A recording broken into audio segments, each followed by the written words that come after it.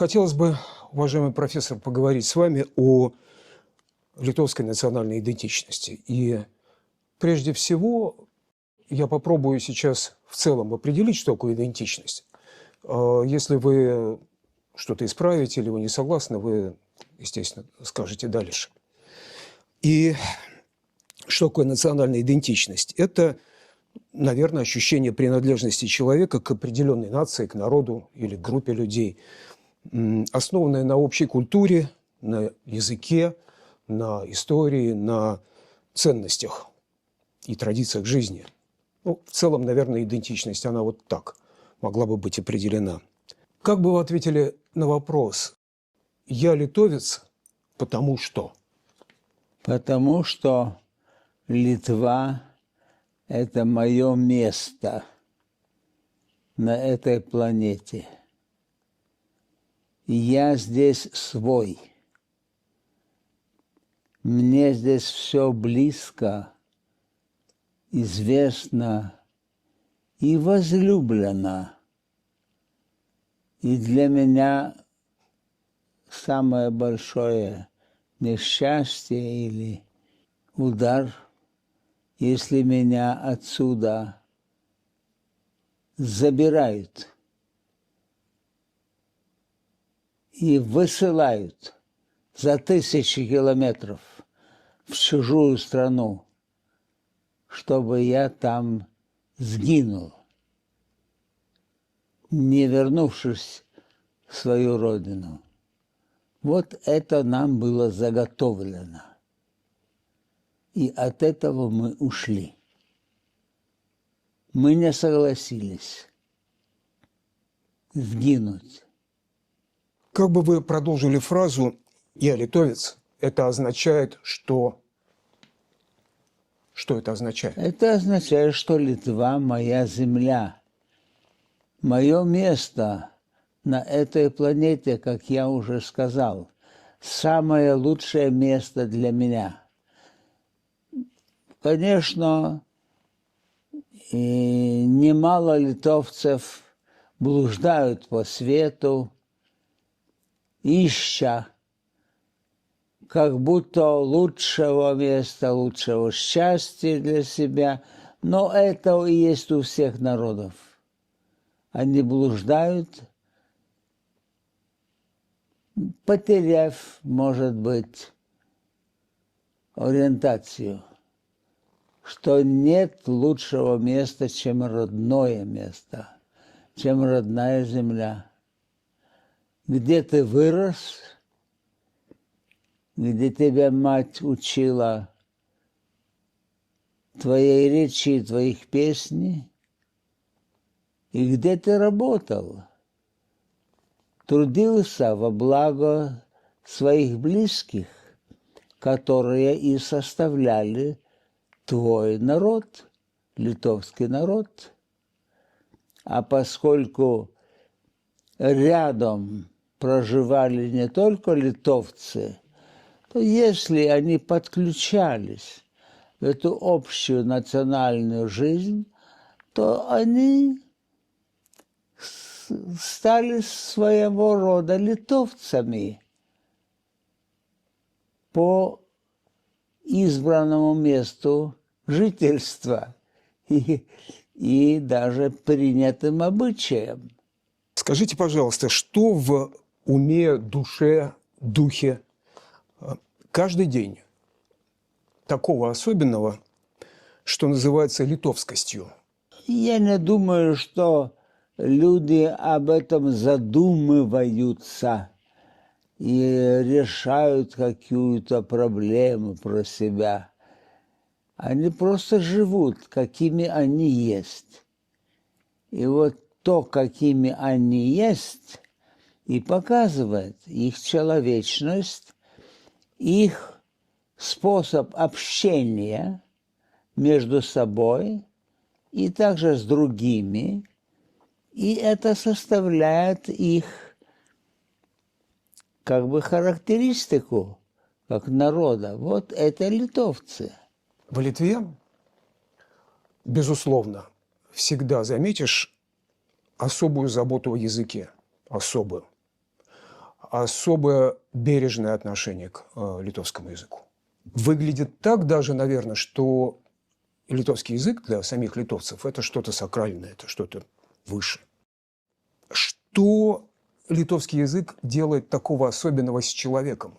Ну, я не эксперт тут и не какой-нибудь исследователь таких тонкостей. Что язык делает с человеком?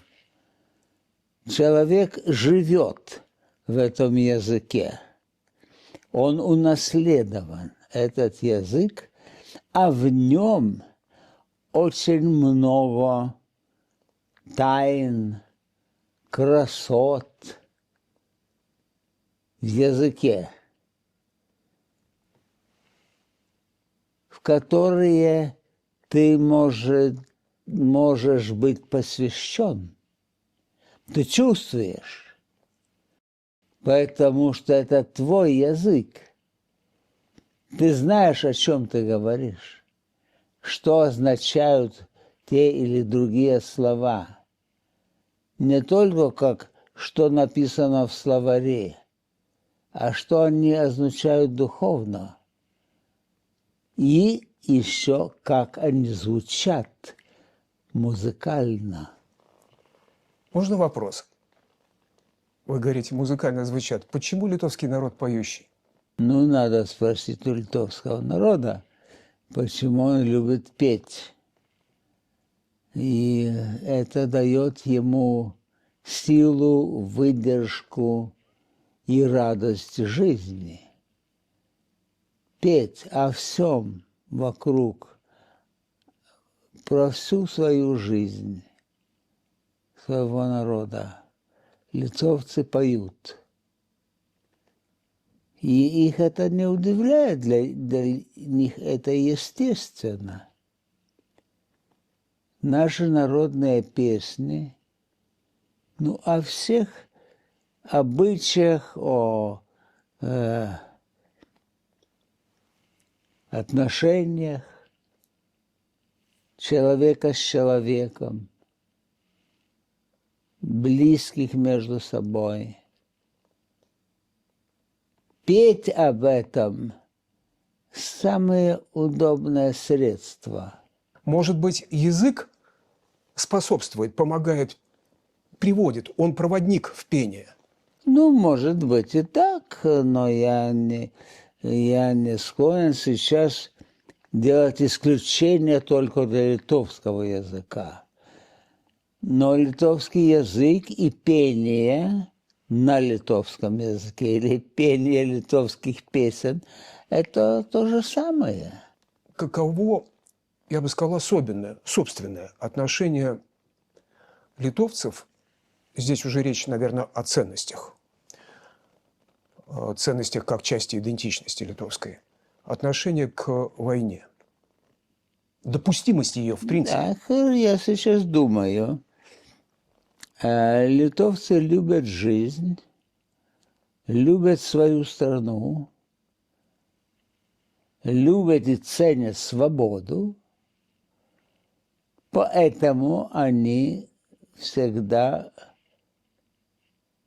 полны решимости защищать эту свободу, как защищать себя, каковыми мы есть.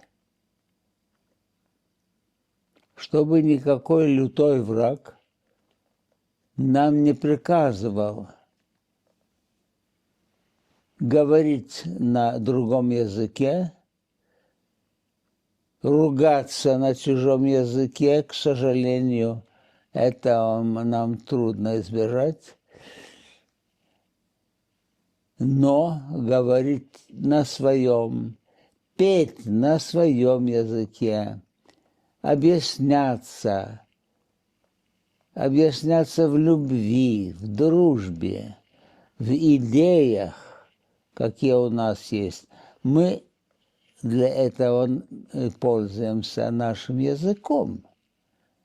Это наш способ бытия, наш язык.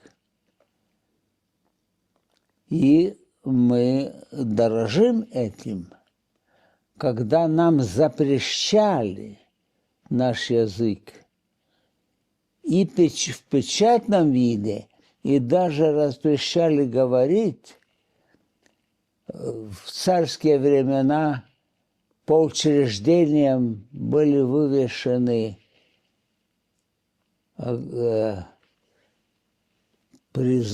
такие указы. По-литовски говорить воспрещается. Ты, литовец, пришел куда-нибудь по делу в Литве, в литовское учреждение, а там сидят не литовцы. А если литовцы, то они переполнены страха, и они боятся пользоваться своим языком. Значит, они уже наполовину порабощены, если они боятся быть литовцами. Вот это достоинство человека и народное достоинство очень существенно для литовцев. Я не знаю, как для других народов. Для литовцев существенно. И почему-то мне сейчас пришло в голову рассказы и опыт наших сильных, и не только наших, вот всех этих порабощенных людей в советских лагерях, которые подчас восставали против насилия. Они восставали, и осталась память, что наиболее упорными повстанцами во всех лагерях были литовцы и украинцы. Почему-то это осталось в памяти. Украинец и литовец. Вот это те, которые сопротивляются, не поддаются, остаются с собой аж до самой смерти. Вы говорили о готовности воевать за Родину, то есть оборона, защита Родины. Но ведь есть еще война как достижение своих целей, других. Не защита, не оборона, а отстаивание своей правоты. Ну, это, как сказать, правоту можно отстаивать, ты знаешь, как только хочешь. Правота – это очень гибкое и понятие, и понимание, и ты можешь избивать, уничтожать целый народ, другой, и доказывать, что я имею право это делать. Он мне мешает, этот народ. Так как сейчас украинцы мешают российским царям. Как это может быть, что народ мешает кому-то? А вот они сказали, что им мешают. И мы их истребим, чтобы не мешали. Ну, это уже не цель, и не человеческое событие, сосуществование. Вот вы сейчас уже обозначили свое отношение, как это может быть. Как это может быть защищать или отстаивать свою правоту с помощью силы, убийства? Но это не есть правота, это мнимая правота. Мнимая. Правота убийцы. И что, убийца может сказать: я прав, я имею право его убивать, и это будет его правом? Не будет, потому что он лжет. У него нет права убивать другого человека. Он лжет. И убийца, и лжец. И, кстати, это совпадает в одно очень часто, что убийца и лжец в одном. И этот самый вопрос я слышу здесь, в литовском обществе, сплошь, кругом. Один и тот же вопрос. Как это может быть?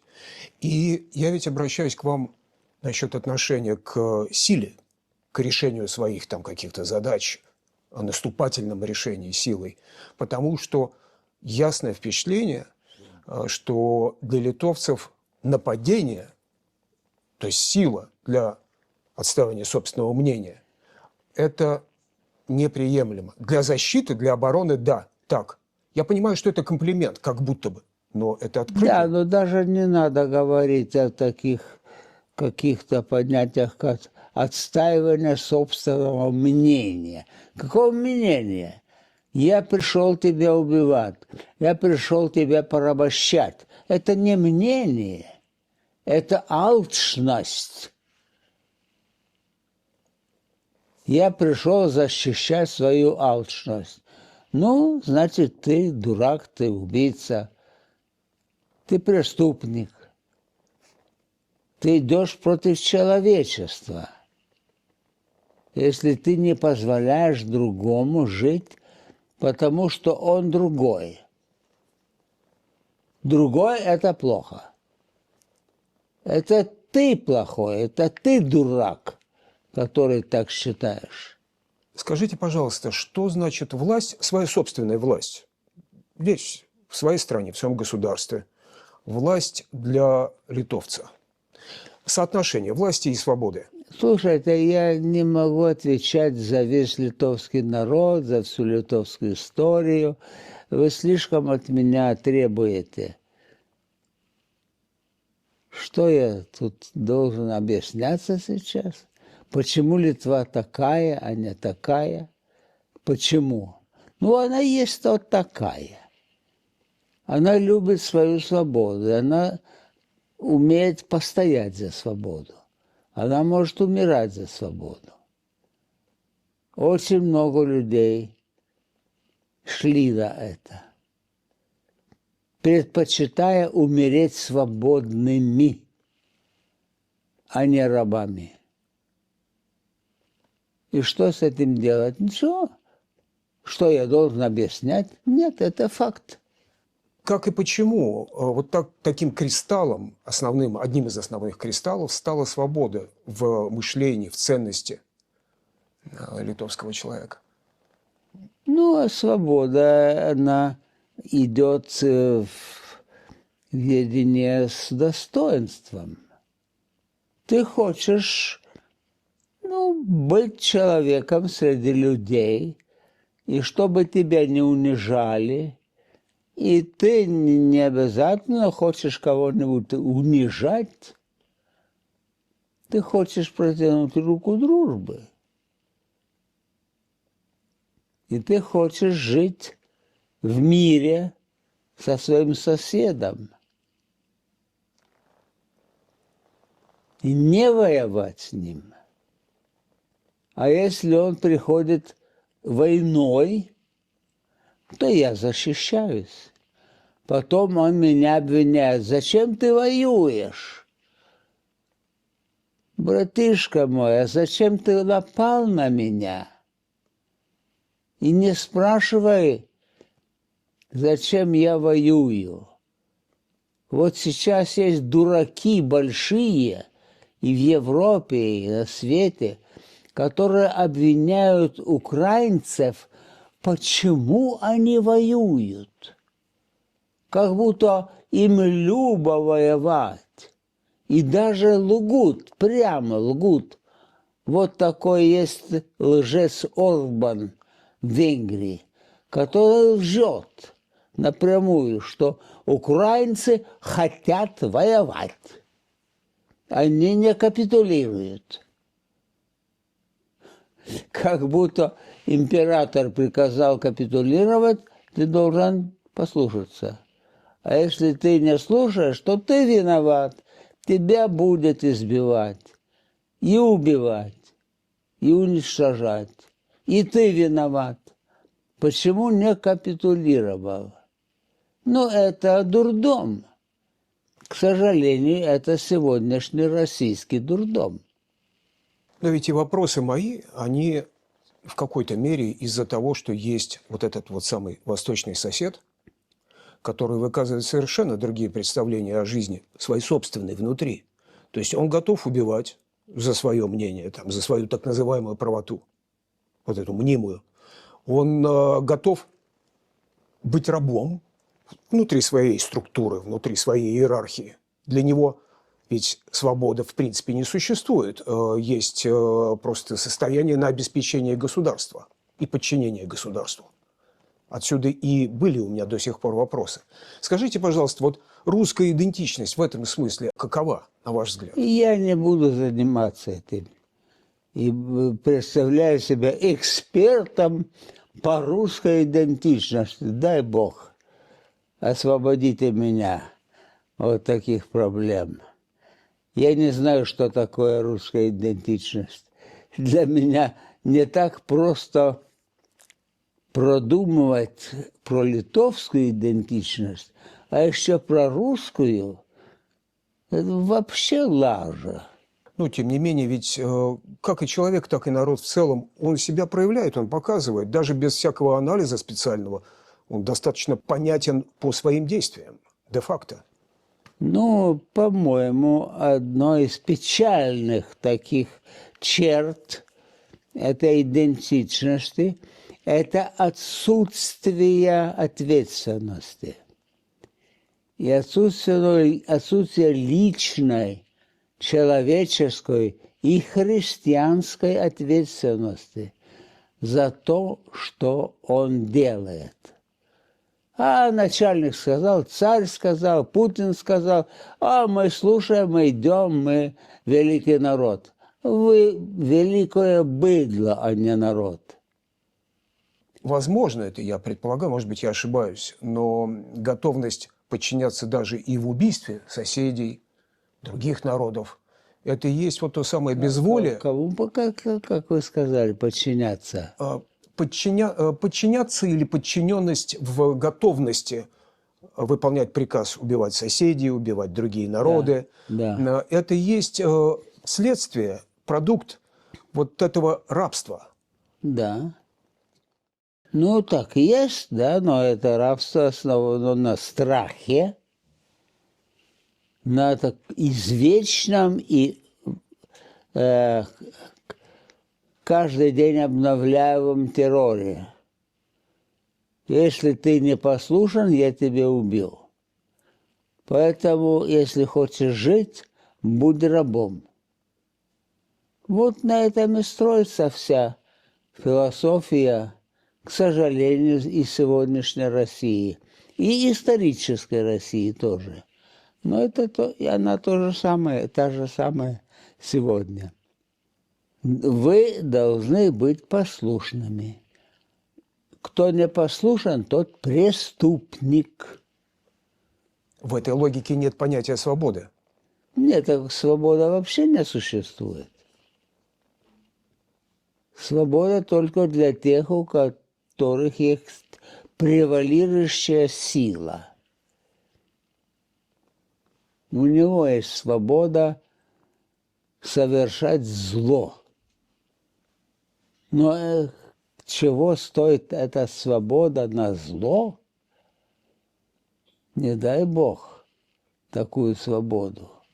Скажите, пожалуйста, что может быть главное, самое главное, если возможно, что объединяет литовцев как народ сейчас? Ну, опять вы меня спрашиваете как эксперта, как философа, который всю жизнь думал о своем народе и сейчас может давать какие-то высокие ответы. Освободите меня от этой обязанности. Мне кажется, вы знаете свой народ, вы и есть Литва. Я знаю свой народ и его достоинства, и его пороки. Иногда очень сожалею из-за этих пороков. Ну что ж, такой вот мой народ. И таким я его принимаю, таким я его люблю. И хочу, чтобы он был лучше. И для этого живу. Я же учитель, я педагог. Так я для того и живу, чтобы мои ученики были разумнее, были человечнее, более способны жить среди других людей и творить общее благо. Ваш класс почему держится вместе? 35 лет. И раньше тоже. Но вот уже 35 лет свободный класс, казалось бы, может пойти туда и сюда, но держится вместе. Не совсем понял начало. Ваш класс. Вы говорите, Москва? ученики... Класс. Класс? Ученики. Они вместе представляют. Класс в Да. этом смысле, Да, как да, да. ученики. Да. Ну, так мы все время находимся в чьем-то классе. То ли сами как ученики, то ли пробуем быть учителями и приказчиками. Но почему все остаются вместе? Целых 35 лет, когда уже, казалось бы, могут в любую сторону пойти, но остаются единым общим классом. Ну, не совсем таким единым. Тут вы преувеличиваете в хорошую сторону. Ни один народ не является очень таким единым и блестящим. Но если у него есть достоинство и которые он лелеет, развивает и хочет с ними жить, ну тогда он чего-то стоит, такой народ. И я рад, когда мой народ проявляет такие способности человеческого отношения, спасения утопающих, спасения заключенных,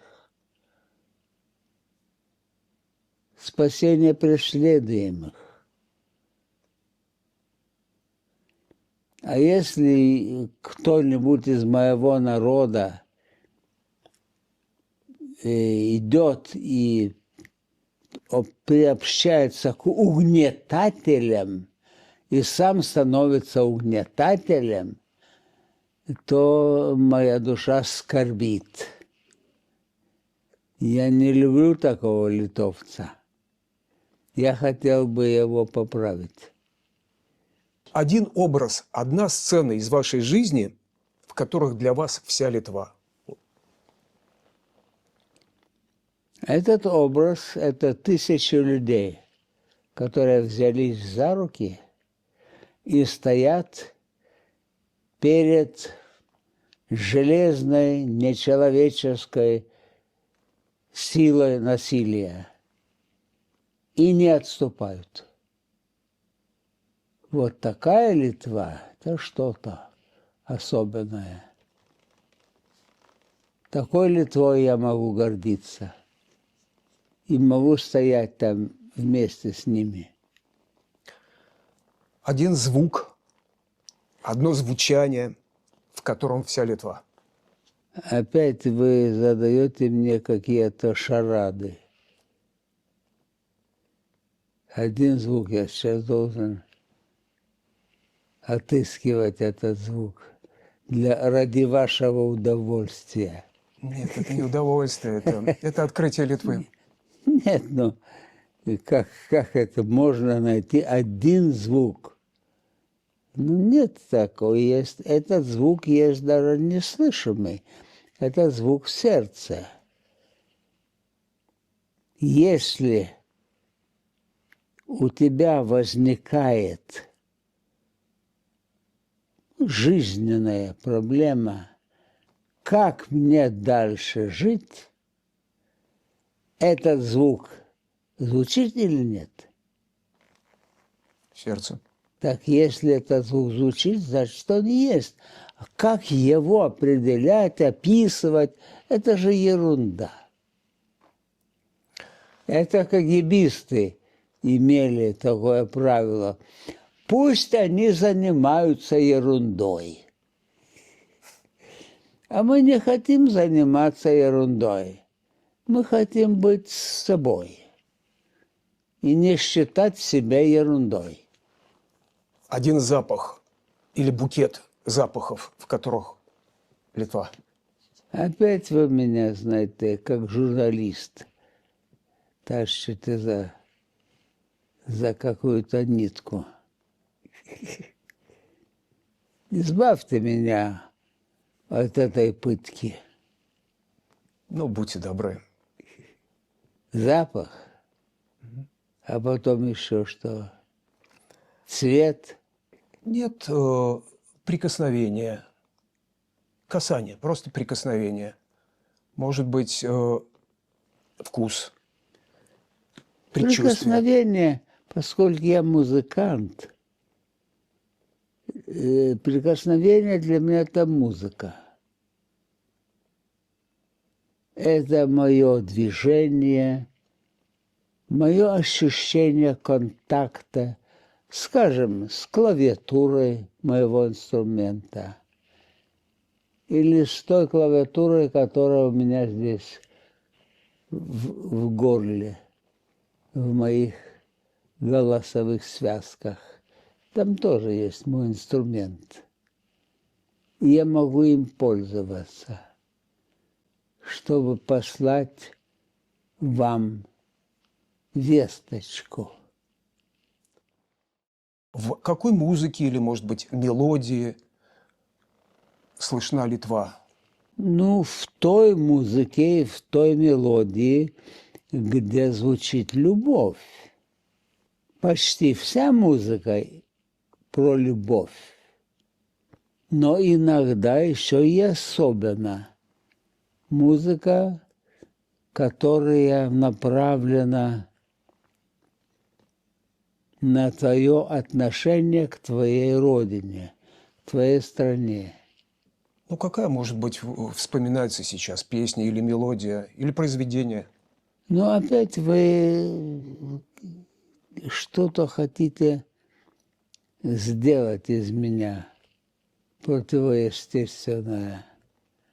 Как будто вот у меня есть одно блюдо. Нет, конечно, не одно. Огромная жизнь, и ничего в единственном числе в ней не бывает. Так что позвольте мне быть собой в моей стране, среди моих людей, которых я хотел бы видеть лучшими, чем они есть. Так же, как и других народов.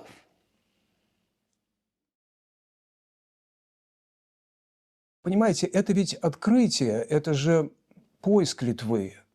Вот все вопросы об этом. Это рождение Литвы для других, кто здесь стал жить, хочет быть нужным, полезным для Литвы. Да. Такие люди, их вообще немного, к сожалению, но такие люди ищут Литву, стараются для себя открыть ее. Ну, я рад, если есть такие люди, которые идут к Литве и в Литву с открытым сердцем и добрым отношением, которые хотят быть в дружбе и с собой, и с Литвой, и с небом. И здесь эту дружбу чувствуют и находят. Вот то, о чем вы говорите.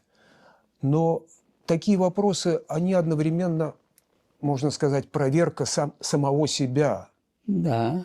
И поиск Литвы, и одновременно проверка самого себя. Потому что главное, что можно, и это точно можно найти в Литве, даже не живя в ней, но видя ее со стороны, здесь есть ценности. А? Понятие, что такое хорошо, что такое плохо. Ну да. Здесь они есть. Да, еще есть. Несмотря на все усилия изничтожить это ощущение. И ведь вопрос, как они выжили, как они сохранились. Ну, как тут объяснишь? Факт, что еще выжили. Факт, что в Литве это еще есть. Литва еще не выродилась. Хотя бы, скажем, полностью не выродилась. Я не знаю, можно ли это сказать про Россию. Это очень странная страна и опасная, и уже не милая, которой лучше сторониться. К сожалению. Спасибо.